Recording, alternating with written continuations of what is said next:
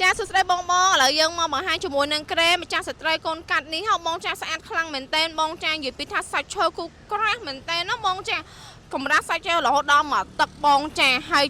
និយាយពីថាចម្លាក់គឺថាស្អាតខ្លាំងមែនតើណាបងអាចមើលបានចាស់នេះរបៀបក្បាច់ខ្មែរបងស្អាតសម្រាប់ជើងវិញគឺថា18ជុំបងចាស់សម្រាប់ជើងវិញចា18ជុំមកបងស្អាតទៅណាគឺធំខ្លាំងមែនតើបងចាបងយកទៅដាក់ក្នុងបន្ទប់កេងគឺស្អាតខ្លាំងណាបងចាតានីជូនឲ្យបងចាជិះពីខាងបងប្អូនទៅគឺថាទាំងសាច់ឈើទឹកថ្នាំហើយនឹងប្រភេទយើងឆ្លាក់នេះគឺថាយើងជំរើសយកជាង VIP មកធ្វើតែម្ដងបងចាអាចមើលចម្លាក់ខាងបងប្អូនបានណាបងចាស្អាតខ្លាំងមែនតើបងចានេះ18ជុំបងស្អាតខ្លាំងណាបងសម្រាប់កម្រាស់ចុងជើងនេះក៏មកទឹកដែរបងចា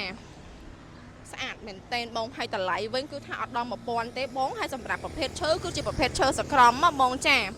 ស្អាតខ្លាំងមែនតើ